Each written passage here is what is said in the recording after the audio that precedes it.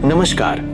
રાણીની વાવ એ ગુજરાતના પાટણ શહેરમાં આવેલું એક અદ્ભુત ઐતિહાસિક સ્થાપત્ય છે, જેને વાવ સ્ટેપવેલ કહેવામાં આવે છે.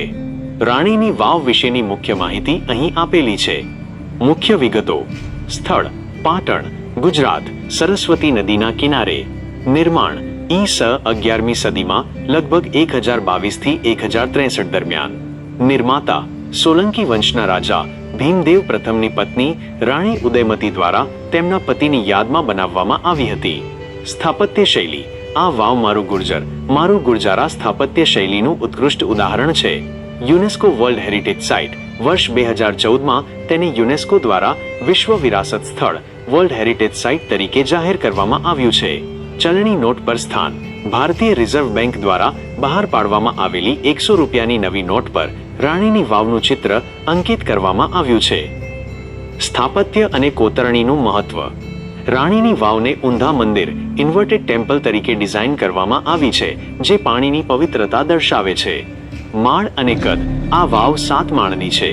તેની લંબાઈ લગભગ 64 મીટર, પહોળાઈ 20 મીટર અને ઊંડાઈ 27 મીટર જેટલી છે. શિલ્પકલા: વાવની દિવાલો અને સ્તંભો પર અદ્ભુત અને જટિલ કોતરણી કરવામાં આવી છે. અહીં 800મી વધુ શિલ્પો છે, જેમાં 500મી વધુ મુખ્ય શિલ્પો છે.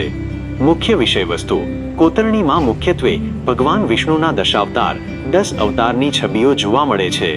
જેમ જેમ તમે વાવમાં નીચે ઉતરો છો, તેમ તેમ ભગવાન વિષ્ણુના વિવિધ સ્વરૂપોના દર્શન થાય છે, જેમાં સૌથી નીચેના સ્તરે શેષશાહી વિષ્ણુ 1000 ફેણવાળા નાગ પર સૂતેલા વિષ્ણુનું શિલ્પ છે.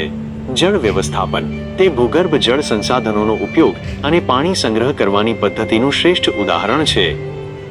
ઇતિહાસ: રાણી ઉદયમતી દ્વારા વાવ બનાવવામાં આવ્યા બાદ સરસ્વતી નદીમાં આવેલા પૂરને કારણે તે કાંપ સિલ્ટથી ઢંકાઈ ગઈ હતી.